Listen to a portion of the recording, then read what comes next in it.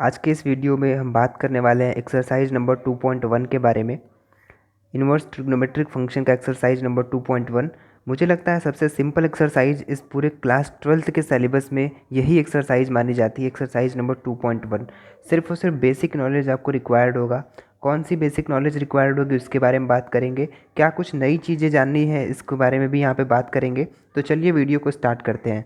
तो सबसे पहले हम बताएंगे प्रिंसिपल वैल्यू के बारे में। आपको सबसे पहले प्रिंसिपल वैल्यू आपको पता होनी चाहिए। साथ ही साथ आपको उसके पहले ये भी पता होना चाहिए कि साइन 60, साइन 30, कॉस 60, कॉस 30 ये सभी की वैल्यूज़ क्या होती है। इन सभी की इंडिविजुअल वैल्यूज़ आपको पता होनी चाहिए, तब जा कर के आप ये एक्सरसाइज बना पाएंगे।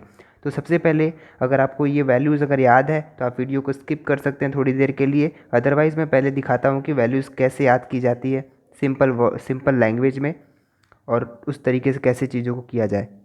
वैसे तो ये टेबल याद करना काफ़ी आसान है, लेकिन कुछ ऐसे भी लोग होते हैं जिन्हें ये टेबल याद ही नहीं होता, वैल्यू याद ही नहीं होती। तो आज के बाद आपको याद करने की कोई ज़रूरत नहीं पड़ेगी। आज सबसे आसान तरीका हम बताएंगे इसको याद रखने का। सबसे पहले आपको साइन थीटा की ये वैल्यूज़ तो याद होनी चाहिए। पाई/6 मतलब 30, पाई/4 मतलब 45, पाई/3 मतलब 60, पाई/2 मतलब 90। तो साइन थीटा साइन जीरो की वैल्यू 0 होती है, पाई/6 1/2 के बराबर होता है, और पाई/4 पे 1/√2 होती है वैल्यू, और पाई/3 पे √3/2 होती है, पाई/2 पे 1 होती है।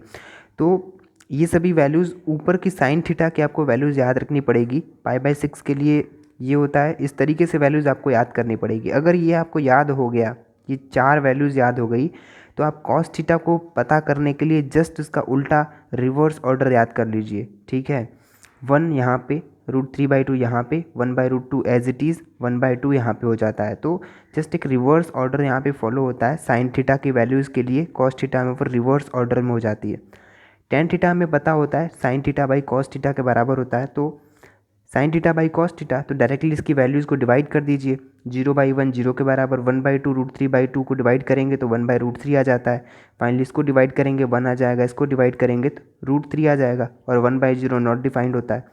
कॉट थीटा जो है 1/tan थीटा के बराबर होता है, तो 1/0 इन्फाइनाइट हो जाएगा, 1/√3 के बराबर आ जाएगा, 1/1 1, एंड फाइनली ये 1/√3, एंड 1/∞ या नॉट डिफाइंड भी इसको हम बोलते हैं। तो 1/∞ की वैल्यू 0 होती है, तो इस तरीके से यहाँ पे वैल्यू 0 हो जाती है। सेक थीटा 1/cos थीटा होता है, तो सारी वैल्यूज़ cos थीटा की होगी बट 1/, में आ जाएंगी सभी के सभी। कोसेक थीटा सारी वैल्यूज साइन थीटा की होंगी बट 1/, में आ जाएंगी। तो ये एक सिंपल तरीका होता है इन वैल्यूज़ को याद करने का, जिनकी आपको बहुत ज़्यादा ज़रूरत पड़ने वाली है इस चैप्टर में, इस एक्सरसाइज को सॉल्व करने के लिए, और पूरे 12th में आपको बहुत ज़्यादा ज़रूरत पड़ेगी इन सारी वैल्यूज़ को। तो याद कर लीजिए, याद है तो दैट्स वेरी गुड। अगली जो चीज़ इसके बारे में हम बात करने वाले हैं वह domain and range of inverse trigonometric function. Inverse trigonometric function का डोमेन और रेंज क्या क्या होता है, तो इस टेबल की तरफ हम शिफ्ट करेंगे। एनसीईआरटी में जो ये टेबल दे रखा हुआ है यहाँ पे आप देख सकते हैं यहाँ पे भी कि साइन इन्वर्स ये डोमेन है इसका, और ये रेंज का कॉलम है इसका। साइन इन्वर्स का जो डोमेन होता है वो -1 से 1 होता है, कॉस इन्वर्स के लिए -1 से 1, कोसेक इन्वर्स के लिए r -1 से 1। तो जो इनका डोमेन है वो जो नॉर्मल ट्रिग्नोमेट्रिक फंक्शन होते हैं जैसे साइन एक्स कॉस एक्स होता है, उनके रेंज की तरह दिख रहा होगा आपको। ठीक है ना, क्योंकि साइन एक्स का जो रेंज होता है -1 से 1, कॉस एक्स का रेंज जो है -1 से 1, एंड फाइनली इनका रेंज इस तरीके से होता है।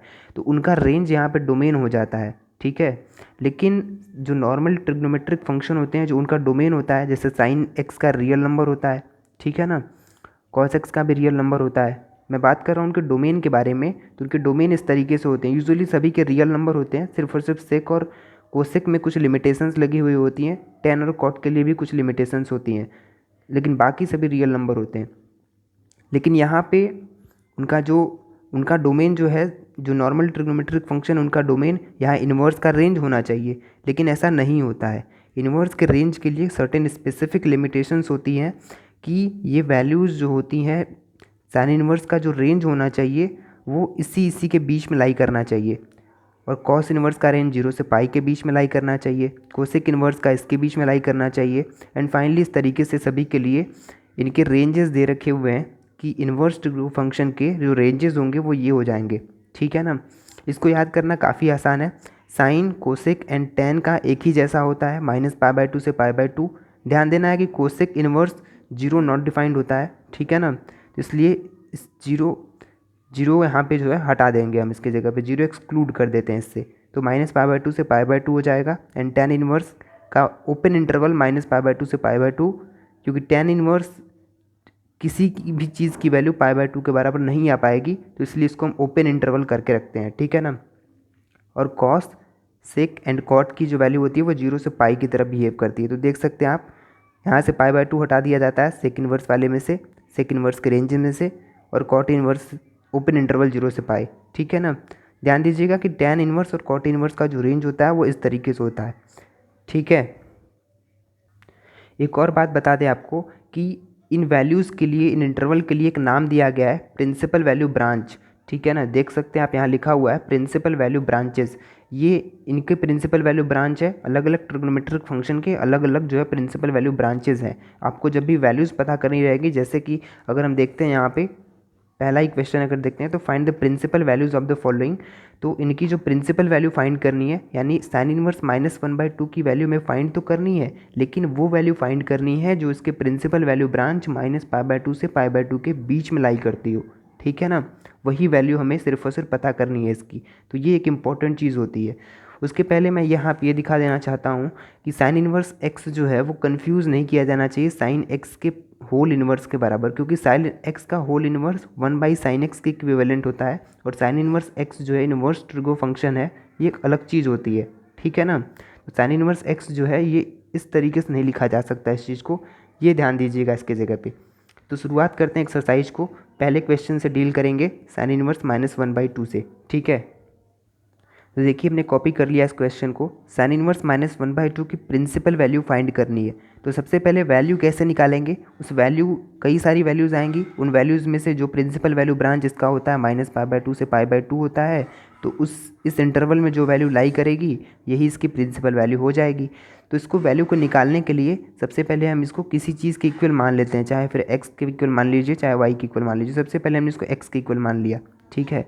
ये साइन इनवर्स है, तो साइन इनवर्स जो है उस साइड जाएगा तो साइन एक्स हो जाएगा, ठीक है, इज इक्वल टू -1/2। अब आप अपनी सोच से सोच सकते हैं कि x की वैल्यू क्या क्या हो सकती है कि -1/2 हो जाएगा, ठीक है। मैं बताता हूँ सोच करके, -π/6 हो सकता है, ठीक है, पाई प्लस π/6 हो सकता है ना, और कई सारी इस तरीके की वैल्यूज़ हो सकती हैं। इसको और सिंप्लीफाई कर लेते हैं, -π/6 और 7π/6। ये वैल्यूज़ ऐसी वैल्यूज़ है जिन पे x की वैल्यू अगर ये पुट करते हैं तो -1/2 साइन के लिए आ जाएंगी, ठीक है ना। लेकिन हमें ये देखना है कि ये इन दोनों वैल्यूज़ में से या ऐसी ढेर सारी जो भी वैल्यूज़ आएंगी उनमें से इस प्रिंसिपल वैल्यू ब्रांच में कौन सी वैल्यू लाई करती है। तो आप देख सकते हैं यहाँ पे -π/6 जो है इस प्रिंसिपल वैल्यू ब्रांच में लाई करती है, तो इसलिए जो इसका आंसर है वो -π/6 ही सही है, और -π/6 जो है इनके लिए इसकी प्रिंसिपल वैल्यू हो जाएगी, ठीक है ना। -π/6 इसकी प्रिंसिपल वैल्यू हो जाएगी। तो यही एक इसके लिए सोल्यूशन का क्राइटेरिया होता है, आप आसानी से फाइंड आउट कर सकते हो प्रिंसिपल वैल्यू किसी भी इन्वर्स ट्रिगो फंक्शन की। आगे सेकंड क्वेश्चन की बात करते हैं। सेकंड क्वेश्चन है कॉस इनवर्स √3/2 की प्रिंसिपल वैल्यू में फाइंड आउट करनी है, ठीक है। तो कॉस इनवर्स √3/2 की प्रिंसिपल वैल्यू क्या होगी। सबसे पहले अगेन वही काम करेंगे इसमें भी, कॉस इनवर्स √3/2 को हम x के बराबर पुट कर लेते हैं क्वेश्चन नंबर 2 के लिए। Cos inverse √3/2 is equal to x, so cos x हो जाएगा √3/2 के बराबर।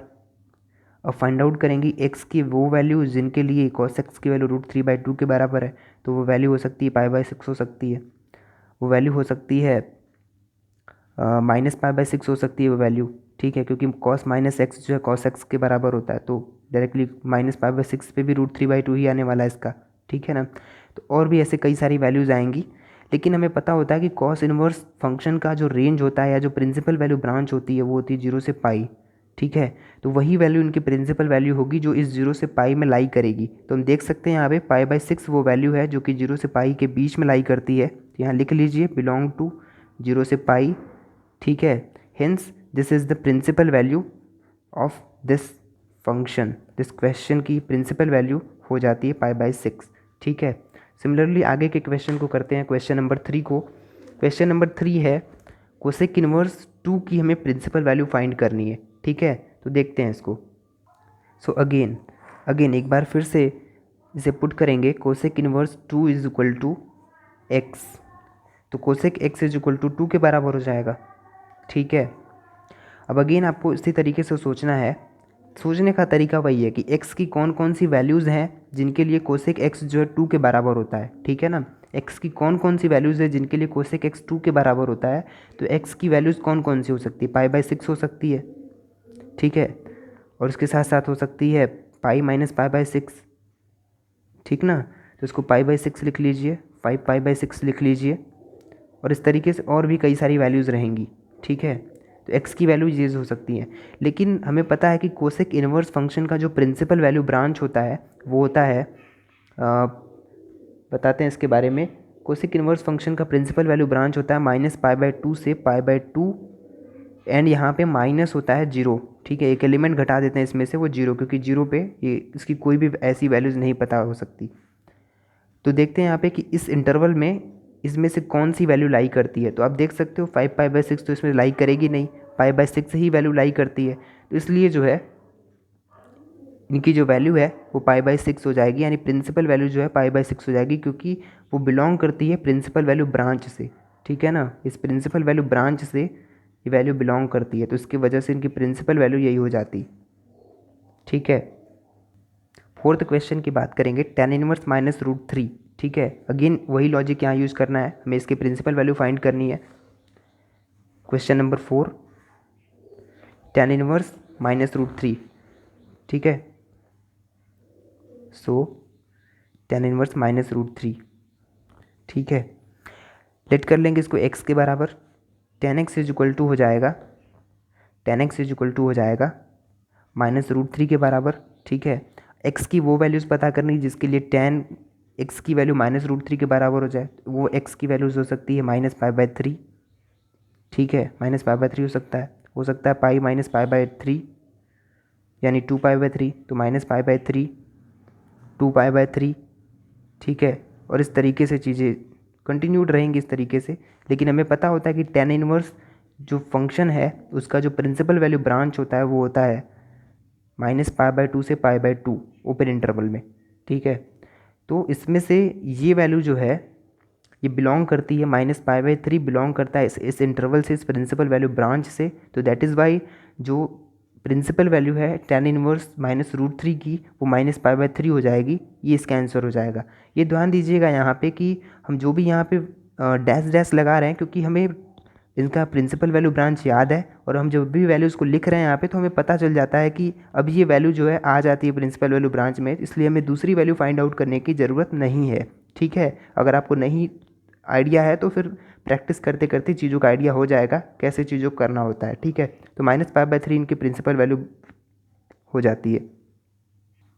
नेक्स्ट बात करेंगे cos inverse -1/2। Question number 5, cos inverse -1/2 की प्रिंसिपल वैल्यू में फाइंड आउट करनी है। तो देखिए कैसे फाइंड आउट करते हैं।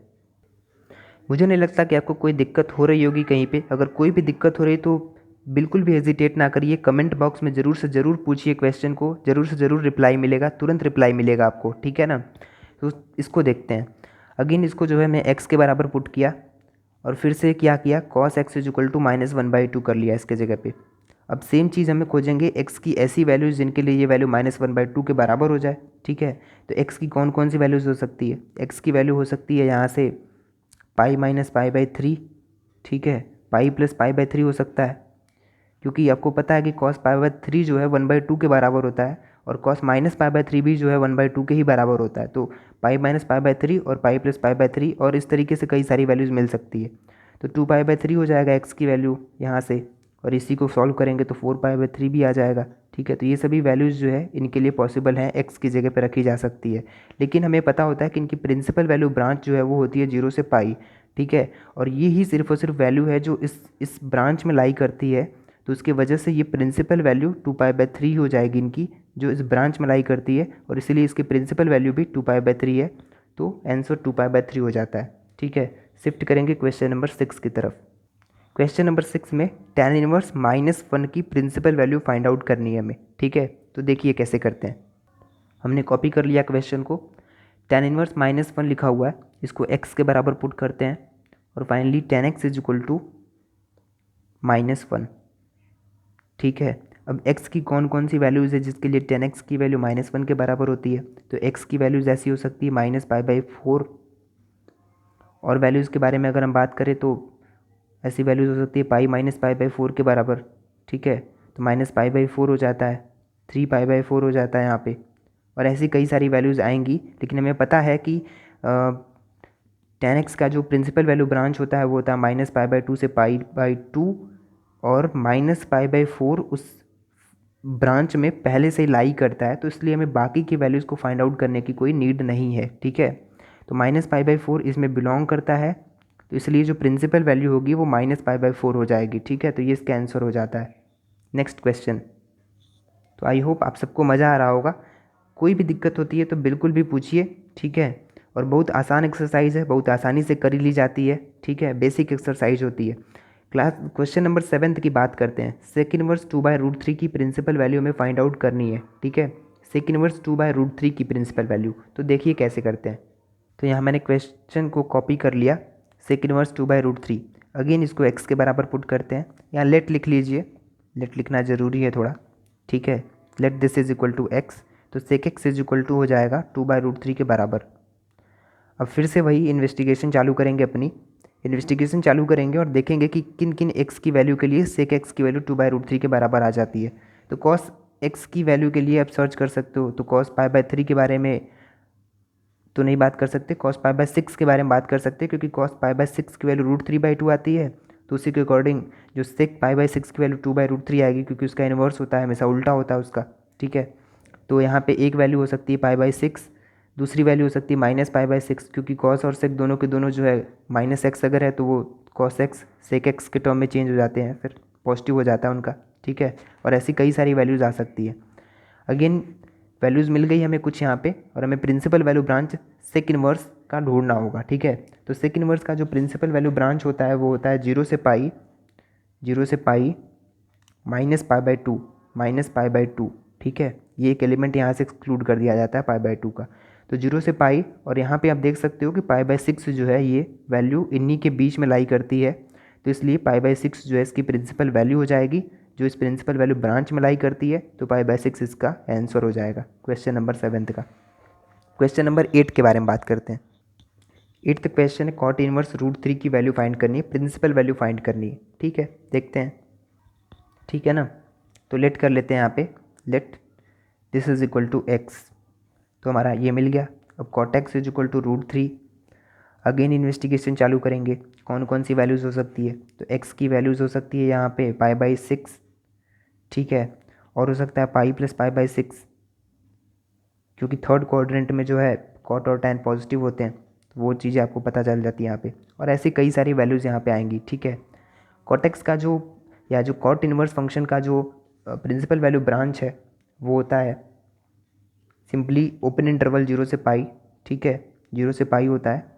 तो जो वैल्यू इसकी प्रिंसिपल वैल्यू ब्रांच में लाकर इसको सॉल्व कर लीजिए, 7π/6 हो जाएगा ये, ठीक है। It's not a big problem, इसको सॉल्व कर लीजिएगा तो 7π/6 आ जाएगा। तो π/6, तो देख सकते हैं यहाँ पे कि 0 से पाई के बीच में जो वैल्यू लाई करती है वो है π/6। तो π/6 जो है इस इंटरवल में लाई करती है, इस प्रिंसिपल वैल्यू ब्रांच में लाई करती है, तो π/6 जो इसकी प्रिंसिपल वैल्यू हो जाती है, ठीक है ना। तो आंसर π/6 के बराबर हो जाएगा। So this is all. Question number 9 के बारे में बात करते हैं। 9th में दिखा देते हैं एनसीईआरटी आपको। क्वेश्चन नंबर 9 है यहाँ पे, कॉस इनवर्स -1/√2 की हमें प्रिंसिपल वैल्यू फाइंड आउट करनी है। तो देख लिया आपने क्वेश्चन, सोल्यूशन पे आते हैं। सो ये क्वेश्चन है, और लेट कर लेते हैं इसको x के बराबर, ठीक है। तो cos x is equal to हो जाएगा -1/√2 के बराबर, ठीक है। सर्च करेंगे x की वो वैल्यूज़ के लिए जिनके लिए cos x की वैल्यू -1/√2 के बराबर है, ठीक है। तो कौन कौन सी वो वैल्यूज़ होंगी उसके बारे में हम बताते हैं। तो x की वैल्यूज़ कौन कौन सी होंगी, वो हो जाएंगी यहाँ से पाई प्लस π/4 हो सकता है, ठीक है, और पाई माइनस π/4 हो सकता है, क्योंकि सेकेंड और जो थर्ड क्वाड्रेंट है उसी में सिर्फ और सिर्फ cos x की वैल्यू जो है नेगेटिव हो सकती है, तो उसी का हमने यूज़ किया हुआ है यहाँ पे। और π/4 की जो वैल्यू होती है, cos π/4 की वैल्यू होती है 1/√2 होती है, तो पाई प्लस π/4 एक वैल्यू हो सकती है और एक वैल्यू हो सकती है ये। फर्दर इसको सॉल्व कर लेंगे थोड़ा थोड़ा, तो हमें मिल जाएगा यहाँ से क्या क्या मिल जाएगा। हमें मिल जाएगी x की वैल्यू यहाँ से 5π/4 और 3π/4, ठीक है। ये हमें x की वैल्यूज़ मिल जाएंगी। अब कुछ नहीं करना ज़्यादा इस पर, ठीक है ना। हमें पता होता है कि कॉस इन्वर्स फंक्शन का जो प्रिंसिपल वैल्यू ब्रांच होती है वो होती है 0 से पाई, और वैल्यू जो लाई करती है 0 से पाई के बीच में वो है 3π/4। तो 3π/4 जो है यहाँ पर लाई करती है उस प्रिंसिपल वैल्यू ब्रांच में, ठीक है। तो ये प्रिंसिपल वैल्यू हो जाती है इस गिवन क्वेश्चन की कॉस इन्वर्स -1/√2 के, ठीक है ना। काफ़ी आसान क्वेश्चन हैं, आसानी से हो जाते हैं। क्वेश्चन नंबर 10 को देखते हैं। कोसेक इन्वर्स -√2 की प्रिंसिपल वैल्यू हमें फाइंड आउट करनी है, ठीक है। ये भी काफ़ी आसान है, बस अगेन इसको x के बराबर पुट करेंगे, देखते हैं। तो मैंने इसको लिख लिया हुआ है, let cosec inverse -√2 is equal to x, ठीक है। एक काम करना है मात्र कि cosec x is equal to -√2, और कौन कौन सी x की वैल्यूज ऐसी रहेंगी जिनके लिए इसकी वैल्यू -√2 के बराबर होती है, ठीक है। तो फाइंड आउट करते हैं। वैल्यू हो सकती है -π/4 के बराबर हो, और वैल्यू हो सकती है वहाँ पे पाई प्लस π/4 के बराबर हो, ठीक है ना। सेम तरीका यहाँ हमने यूज़ किया क्योंकि फर्स्ट एंड सेकेंड क्वाड्रेंट में जो साइन और कोसेक है वो पॉजिटिव होता है, तो हमने फोर्थ क्वाड्रेंट चूज़ किया और हमने थर्ड क्वाड्रेंट चूज़ किया नेगेटिव वैल्यू के लिए, ठीक है। तो इतना करेंगे आप इसके जगह पे, और इसको सॉल्व कर लेते हैं। -π/4 हो जाएगा ये, और ये हो जाएगा 5π/4। और एक और चीज़ कि कोसेक इन्वर्स फंक्शन की जो प्रिंसिपल वैल्यू ब्रांच होती है वो होती है -π/2 से π/2 माइनस 0 एलिमेंट जो है यहाँ से हटा दिया जाता है, ठीक है। तो देख सकते हैं आप कि -π/4 और 5π/4 और ऐसी ढेर सारी वैल्यूज़ में जो वैल्यू -π/4 है वो इसके प्रिंसिपल वैल्यू ब्रांच में लाई करती है, यानी -π/4 बिलोंग करती है इससे। तो ये जो है इनकी प्रिंसिपल वैल्यू हो जाएगी जो कोसेक इन्वर्स कोसेक इन्वर्स -√2 जो हमारा क्वेश्चन है उसकी प्रिंसिपल वैल्यू -π/4 के बराबर हो जाएगी, ठीक है। तो यहाँ तक थे सिंगल स्टेटमेंट के क्वेश्चन। आगे अगर हम बढ़ेंगे एनसीईआरटी के लिए तो उसमें ऐसे ही क्वेश्चंस आगे भी हैं, 11-12 क्वेश्चन जो है, लेकिन यहाँ पे आपको बारी बारी से जो है अलग अलग करके tan इनवर्स 1 की प्रिंसिपल वैल्यू निकालनी है, cos इनवर्स -1/2 की प्रिंसिपल वैल्यू निकालनी है, tan इनवर्स -1/2 की प्रिंसिपल वैल्यू निकालनी है। तीनों वैल्यू को पुट कर देना है और फाइनली ऐड कर देना है इन्हें, तो हमारा आंसर मिल जाएगा। 12th क्वेश्चन में भी सेम ऐसी चीज़ करनी है यहाँ पे, तो देखते हैं बारी बारी से इनको, ठीक है। 11th question. तो देखिए मैंने क्वेश्चन को नोट कर लिया, और क्वेश्चन को थोड़ा समझने के लिए आसानी से हम लेट कर लेते हैं कि इसकी वैल्यू x1 के बराबर है और इसकी वैल्यू x2 के बराबर है, ठीक है, और इसकी वैल्यू x3 के बराबर है। और फाइनली इंडिविजुअली हम x1, x2, x3 की वैल्यू फाइंड आउट करेंगे और हम इसको ले जाकर के यहाँ पे पुट कर देंगे, क्योंकि हमें आंसर जो होगा वो x1 + x2 + x3 के बराबर होगा, ठीक है। तो पहले x1 की बात करते हैं। तो हमने यहाँ लेट किया हुआ है यहाँ पे tan inverse 1 is equal to x1, ठीक है। सो सिंपल सा पिछला लॉजिक यूज करेंगे, tan x1 is equal to 1, और x1 की जो वैल्यू होगी वो π/4। आपको पता है कि प्रिंसिपल वैल्यू ब्रांच जो है वो होती है π/4 ही बिलोंग करेगा ना इसमें, ओपन इंटरवल -π/2 से π/2 में जो है π/4 ही बिलोंग करेगा। बाकी की वैल्यूज़ होंगी लेकिन π/4 ही सिर्फ और सिर्फ बिलोंग करेगा। तो x1 की वैल्यू π/4 हम डिक्लेयर कर देते हैं यहाँ पे, ठीक है। और फाइनली x2 की बात कर लेते हैं, क्या होता है x2 की वैल्यू। तो cos इनवर्स -1/2 को हमने x2 के बराबर लेट किया हुआ है, ठीक है। तो यहाँ से इसका मतलब है सीधा सीधा कि cos x2 is equal to -1/2, और x2 की जो वैल्यू होगी वो हो जाएगी यहाँ से, ठीक है। तो x2 की वैल्यू हो जाएगी यहाँ से, x2 की वैल्यू हो सकती है यहाँ से पाई माइनस π/3, और वैल्यू हो सकती है पाई प्लस π/3, जिसमें हमें ये दिख रहा है यहाँ पे, क्योंकि इनका जो ये वैल्यू होगी वो हो जाएगी यहाँ से, आप कैलकुलेट कर लीजिए, 2π/3 हो जाएगा, और ये वैल्यू हो जाएगी 4π/3, ठीक है। क्योंकि 2π/3 जो है, जो इसका जो प्रिंसिपल वैल्यू ब्रांच होता है कॉस इनवर्स फंक्शन का 0 से पाई, उसमें 2π/3 सिर्फ और सिर्फ लाई करती है, तो उसके वजह से जो x2 की वैल्यू होगी वो हो जाएगी 2π/3 के बराबर, ठीक है ना। तो ये वैल्यू जो है सिर्फ और सिर्फ पॉसिबल है, x2 इज इक्वल टू 2π/3। हमारे पास में x1 निकल गया, x2 आ गया। अब x3 की बात करते हैं। So guys x3 is equal to हमने लेट किया हुआ है यहाँ पे साइन इनवर्स -1/2 के बराबर, ठीक है ना, साइन इनवर्स -1/2 के बराबर। सो इसको भी सॉल्व कर लेते हैं फिर फर्दर, ये भी काफ़ी आसान है, ठीक है। Sign x3 is equal to हो जाएगा -1/2 के बराबर, और x3 की कौन कौन सी वैल्यूज़ होंगी, तो वो हो जाएंगी -π/6, pi plus π/6 and so on. ठीक है, ये सभी वैल्यूज़ इनके लिए हो जाती हैं। इनको सॉल्व कर लीजिए, -π/6 हो जाएगा, 7π/6 हो जाएगा, और इस तरीके से। लेकिन हमें पता है यहाँ पे कि जो प्रिंसिपल वैल्यू ब्रांच होती है वो होती है -π/2 से π/2 साइन इनवर्स फंक्शन के लिए। ठीक है, और जो वैल्यू लाई करती है वो होती है -π/6, ऊपर में से जो -π/6 की वैल्यू लाई करती है, तो x3 की वैल्यू जो है -π/6 हो जाती है। ठीक है, और x1 हमारे पास में आया हुआ है π/4, x2 आया हुआ है, आप देख सकते हो यहाँ से पीछे से x2 आया है 2π/3, और फाइनली जो है हमें जो आंसर है वो x1 + x2 + x3 जो है हमारा आंसर है। ठीक है ना, तो देखते हैं, इसको लिख लेते हैं इसको एज इट इज़। तो x2 = 2π/3 और x3 = -π/6। ठीक है, अब x1 + x2 + x3 हमें कैलकुलेट करना है, फाइनली कैलकुलेट कर लेते हैं। ठीक है, ये हो गया, और वैल्यूज़ को पुट कर देते हैं इसकी जगह पे, π/4, 2π/3 -π/6। ठीक है, वैल्यूज़ को कैलकुलेट कर लेते हैं। यहाँ पे 24 या 12 से काम हो जाएगा, 3π, 8π -2π। फाइनली आप इसे कैलकुलेट करोगे तो ये आएगा 3π/4 के बराबर। ठीक है ना, ये इनका आंसर है, आप मैच करा सकते हो, आंसर सही है। ठीक है, क्वेश्चन नंबर 12 के बारे में बात करेंगे। ये भी इसी तरीके का क्वेश्चन है, क्वेश्चन नंबर 12 इसी तरीके का क्वेश्चन है। सिंपली आपको कॉस इनवर्स 1/2 की जो वैल्यू है वो फाइंड आउट करनी है, प्रिंसिपल वैल्यू, और साइन इनवर्स 1/2 की प्रिंसिपल वैल्यू फाइंड करनी है, 2 आगे उसमें मल्टीप्लाई कर देना है। तो देखते हैं इस क्वेश्चन को भी। तो देखिए मैंने इसको लिख लिया हुआ है इस क्वेश्चन को भी। अगेन यहाँ पे इसको x1 पुट कर लेते हैं, और इस वैल्यू को सिर्फ और सिर्फ जो है x2 पुट कर लेते हैं। ठीक है ना, x2 लेट कर लेते हैं, तो जिससे जो हमारा आंसर, जब भी x1 और x2 की वैल्यू हम निकाल लेंगे तो हमें x1 + 2x2 कैलकुलेट करना रहेगा। ये हमारे लिए आंसर का स्टेटमेंट हो जाता है। ठीक है ना, अब इंडिविजुअली इनको सॉल्व करते हैं। कॉस इनवर्स 1/2 x1 के बराबर, तो let cos inverse 1/2 is equal to x1, cos x1 is equal to 1/2। ठीक है, और x1 की कौन कौन सी वैल्यूज आ सकती है, तो x1 की वैल्यू आ सकती है यहाँ से π/3, और आ सकती है -π/3 एंड सो ऑन। ठीक है ना, सो ऑन।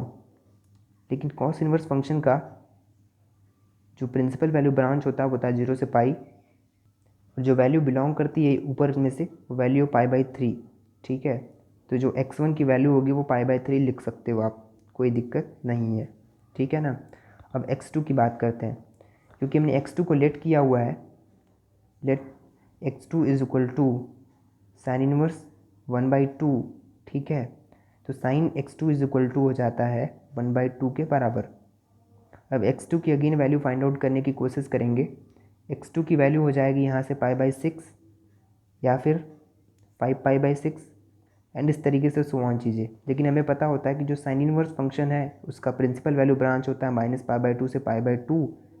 ठीक है, और जो वैल्यू π/6 है वो इसमें से बिलोंग करेगी, इस ब्रांच में वो जो बिलोंग करती है, इस इंटरवल में बिलोंग करती है, तो x2 की वैल्यू जो है π/6 ही हो जाती है।